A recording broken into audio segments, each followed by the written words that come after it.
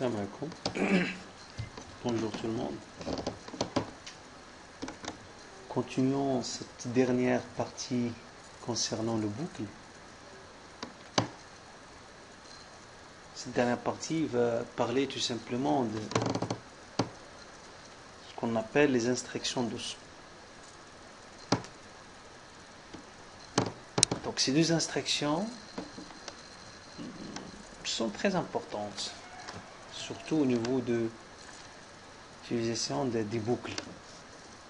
C'est que parfois, on ne veut pas qu'une boucle continue son exécution jusqu'à la fin, parfois. Et là, on doit faire appel à une instruction, d'accord, qui s'appelle break, d'accord. Parfois aussi, à l'intérieur de la boucle, on veut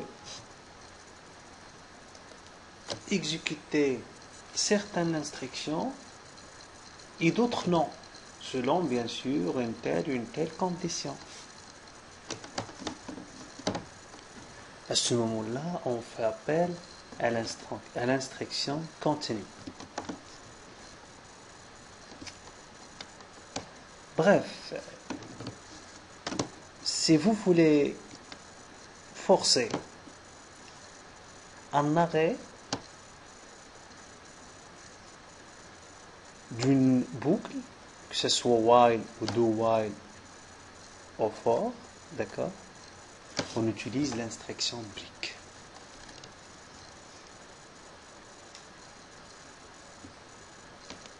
Si vous voulez maintenant, dans une boucle, sauter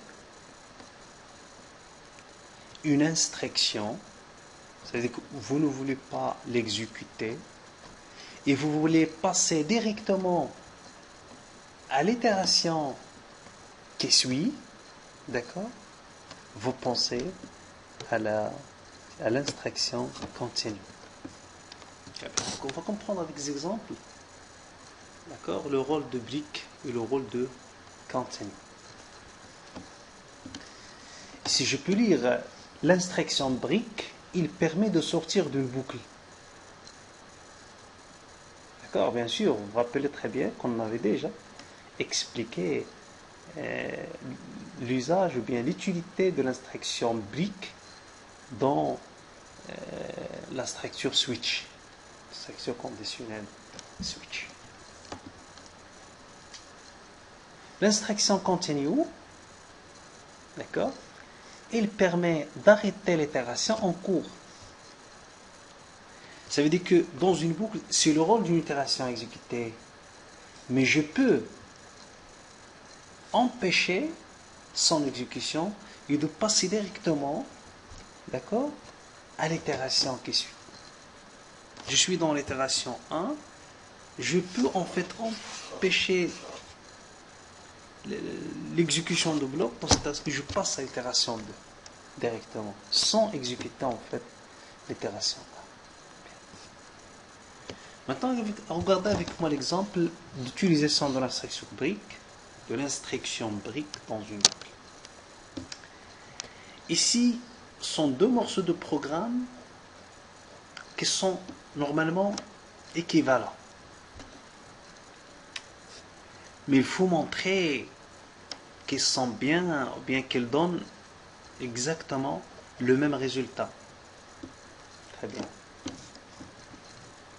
Je commence par le morceau qui se trouve à droite, puisque c'est clair, il n'y a rien de nouveau là-dessus.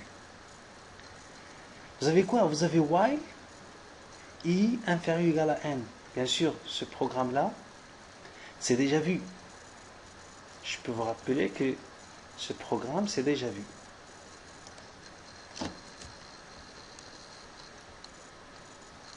C'est ce programme-là. Je parle de celui-là exactement. D'accord?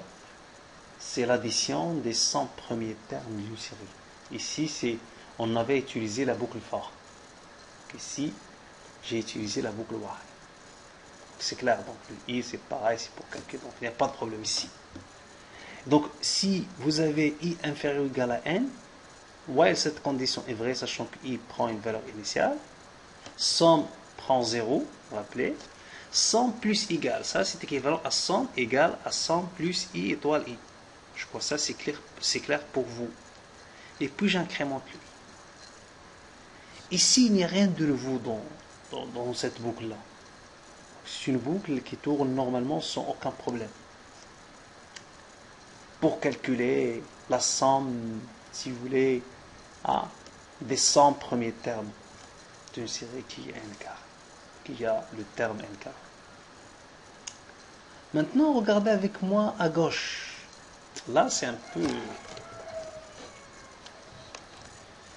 Peut-être c'est la première fois qu'on rencontre un while 1. While 1, on l'appelle boucle infinie. Si vous mettez, normalement on a dit que while, condition. D'accord. Mais cette condition, c'est une expression logique qui peut avoir comme résultat vrai ou faux. Et le vrai c'est true, d'accord, mais on peut dire en C++, c'est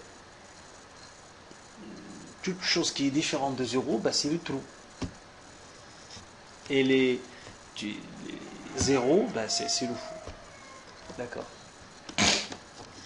While 1, ça veut dire que 0, c'est pour false. 1, si vous vous rappelez très bien, c'est true. Et donc ici, c'est comme on a fait while true. Ça veut dire que la condition est toujours vraie. Et si il n'y a aucune instruction à l'intérieur de la boucle qui va être modifiée, d'accord, la valeur de cette condition, cette boucle va tourner infiniment. Très bien. Mais si c'est le cas, c'est-à-dire à l'intérieur de la boucle, on a mis une instruction, c'est pas qui nous permet de changer la condition, mais en utilisant l'instruction break. Puisque 1 c'est une constante, on ne peut rien changer. Très bien. Comment? Maintenant, quand est-ce que je veux sortir de cette boucle-là? Ici, regardez à droite. Lorsque i atteint une valeur supérieure strictement à n. Tout simplement. Ça veut dire à partir de n plus 1. Regardez ce que j'ai fait là. Si vous mettez, ou bien si vous supprimez cette ligne-là, la boucle sera tournée infiniment. Mais ici, je mets une condition exacte. If i supérieur, bien sûr, le i s'incrémente. Et je compare le i avec le n. Si i atteint une valeur supérieure strictement à n, break. Ça veut dire, je force l'arrêt de la boucle, même si la boucle est infinie. Très bien. Qu'est-ce que ça veut dire ce break-là, cette instruction? Directement, lorsque le compilateur rencontre cette instruction, ou bien lorsque cette condition est satisfaite, directement, on va continuer l'exécution dans le programme. Ça veut dire qu'on va exécuter la première instruction qui est en dehors de la boucle while 1. D'accord? Donc c'est ça en fait l'utilité, pour comprendre en fait l'utilité de l'instruction break. D'accord? Bien sûr, le programme, bien le morceau de programme qui est à droite, c'est préférable par rapport à celui-là. Mais c'est juste pour vous faire comprendre le rôle de break dans un programme, dans une boucle, exactement. Maintenant, regardons un exemple